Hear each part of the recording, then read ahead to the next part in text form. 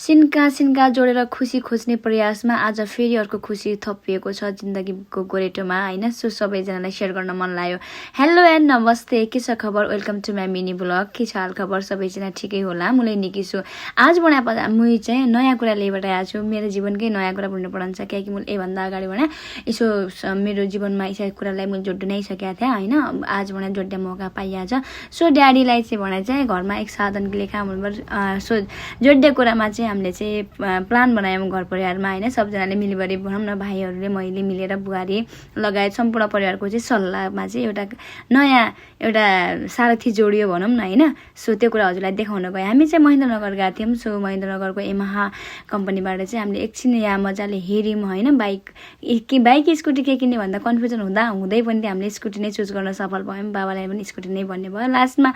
So यहाँ मेरो साथीहरू पनि आउँथे क्या। साथीहरूले चाहिँ मलाई सजेस्ट गरिरहेको थियो नि त बाइक स्कुटी के भनेर। फेरि साथीहरू पनि क्या एकै ड्रेसमा क्या अन द स्पोट भेट भएको। सो साथीहरूसँग क्या ड्रेस मिल्दैन क्या। ऊ चाहिँ मेरो बच्चैदेखिको साथी आयुष होइन। सो ऊ एकदमै मिल्ने साथी पनि होइन। अनि उसले चाहिँ ब्लू कलरको राम्रो छ किन ब्ल्याक भन्दैछ। मैले स्कुटीसँग चाहिँ ब्ल्याक कलरकै सुट गरेको छ, किनकि ड्याडीले चलाउने भाइले चलाउने सबैलाई चाहिँ ब्लू भन्दा पनि ब्ल्याक नै बेस्ट भन्ने भयो।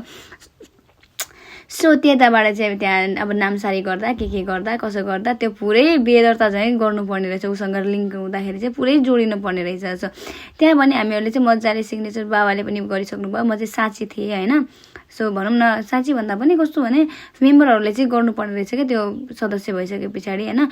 सो त्यति गरिसके पछाडि हामीले चाहिँ त्यहाँबाट चाहिँ टक्क बुवालाई चाहिँ सुम्पिनु भयो। बुवालाई एउटा खुसीको कुरा, मलाई पनि उहाँले ल एउटा भिडियो बनाउँ न भन्ने भयो। सो हामीले चाहिँ त्यता भिडियो पनि बनायौँ। त्यहाँबाट चाहिँ बाबाले भन्नुभयो ल सुरुमा त स्टार्ट गर त भन्नुभयो। सो एमाबाट चाहिँ हामीले पेमेन्ट गरेर भने लिइसक्यौँ होइन। लिएर बाहिर आइसक्दाखेरि मैले नै स्टार्ट गरेर ल्याएँ। त्यताबाट चाहिँ अब हामीलाई चाहिँ तेल चाहिँ 1 लिटर मात्र दिँदो रहेछ होइन। तेल त कम थियो नि त। बाबालाई मैले भने म पुरै रोडमा चाहिँ चलाउँदिनँ, हजुरले नै चलाउनुपर्छ, अब घर जानु पर्यो नि त भनेर भने। अनि हुन्छ तेल चाहिँ हामीले फुल गर्नुपर्छ ट्याङ्की भन्ने कुरा भयो। ल हुन्छ नि त भने। सो त्यताबाट चाहिँ हामी मजाले घरतिर आएँ होइन। घरतिर आउनुभन्दा अगाडि त्यो मेरो साथीहरू थिए। साथीहरूले पार्टी चाहियो अब त्यस्तो पार्टी खता त थिएन होइन। सो त्यसो भने खाजै भए पनि खाउन भन्ने भयो। ल ड्याडी म मेरो साथीहरू बहिनी हामी बस्यौँ। त्यहाँबाट हामी चाहिँ खानासाना नास्ता खाएर निस्किसक्यौँ क्या। त्यहाँबाट निस्केर सरासर हामी झलारी गयौँ होइन। त्यो हुन्छ नि अब महेन्द्रनगरबाट लिएको, अब सिधै घर त जानु पर्यो। घर आइपुग्दाखेरि अब बुहारी चाहिँ एकदम खुसी एक्साइटेड। हामी बाइक लिन गएको मान्छे बाइक भन्दाखेरि उसले अलिकति खिन्न भएको थिइन्। तर अब स्कुटी भन्ने बित्तिकै उसलाई पनि सजिलो भयो नि त। एकदम खुसी भयो, एक्साइटेड भएर चलाइ नै हाल्यौँ त्यहाँनिर स्टार्ट गरेर होइन। सो बिहान भयो, साँझै पूजा गर्ने तयारी थियो। तर पूजा चाहिँ हाम्रो पण्डितले भन्नुभयो बिहान गर्नुपर्छ। म चाहिँ सरासर पण्डितको घरमा गएको थिएँ। एक दिन अगाडि इन्भाइट चाहिँ गरेको थिएँ। सो यता मम्मी र बुवाले चाहिँ तयार गर्नुभयो त पूजाको लागि। म पनि नुहाएर उता बुहारीले फुपूले सबजना मिलेर उहाँहरूले के गर्दै हुनुहुन्थ्यो।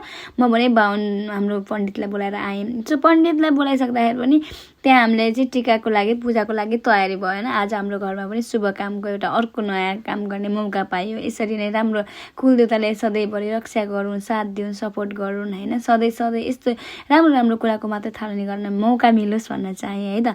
सो अब तपाईँहरू चाहिँ अब यस्तो हुन्छ आफ्नो खुसी आफैसँग राख्ने मान्छे पनि थुप्रै हुन्छन् साथीहरू होइन। तर सेयर गर्दा पनि कस्तो रमाइलो हुने क्या, किनकि आफू मात्रै नभएर त पुरै परिवारदेखि लिएर आफूलाई साथ सपोर्ट गर्ने साथीभाइको सफलता हो नि त। त्यही भएर म चाहिँ के भन्छु भने साथीभाइ, आफन्त, दाजु दिदीबहिनी जसले मलाई सपोर्ट र हौसला दिने काम गर्नुभएको छ, जसले पनि मलाई आज यहाँसम्म पुग्नमा सहयोग साथ दिनुभएको छ, उहाँहरूलाई हृदयबाटै धन्यवाद छ। र सधैँभरि मायाको अपेक्षा गर्छु भन्न चाहन्छु। अनि मेरो प्यारी फुपू पनि हुनुहुन्छ त्यहाँ। मेरी फुपूले चाहिँ मजाले सपना गाउँदै होइन त्यो एउटा रीतअनुसार हामीले चाहिँ पुरा गऱ्यौँ भनौँ न होइन। एकदम मजाले पूजा गर्दैछौँ। सो बुवा र मम्मीले पूजा गऱ्यौँ। बुहारी खाना बनाउँदै थियो होइन। मैले चाहिँ यसले भिडियो बनाएँ। अनि म त्यहाँ चाहिँ शुभ सङ्केत बनाउँदैछु होइन। शुभ सङ्केत भन्न चिनिने होइन भनौँ न मजाले बनाएँ। अनि त्यहाँ मैले ओम पनि लेख्नुपर्ने भनेर त्यहाँ मैले पूजा गर्दैछु होइन। अनि बुहारी पनि भित्र बिजी थियो। उता मामा हुनुहुन्थ्यो, फुपू हुनुहुन्थ्यो, सबैजना उता दाइ आउनुभएको थियो। त्यो भाइले पनि त्यहाँ काम गरिरहेको थियो होइन। सो सबैजना मिलेर सबै कुरा सम्पन्न गऱ्यौँ। पूजा पनि भयो। सो यो स्कुटी आज हामीले सानो कुरा जोड्दा पनि यति खुसी हुने मौका मिल्यो भने भोलि यस्तै राम्रो कामको थालनी गर्न पाइयोस्। सधैँ राम्रो होस्। एउटा साधन जोड्ने बित्तिकै राम्रो शुभ होस्। घरमा कुलदेवताले रक्षा गरिदिउन्। सधैँभरि आफ्नो छाया छत्रभित्र राखिदिउन् भनेर हामीले कामना गर्दै बुहारीले नरिवल फोडेर स्कुटीलाई चाहिँ शुद्ध बनाउनु भयो। अबदेखि भने हाम्रो घरमा चाहिँ अर्को नयाँ सारथी छोडिसकेको छ।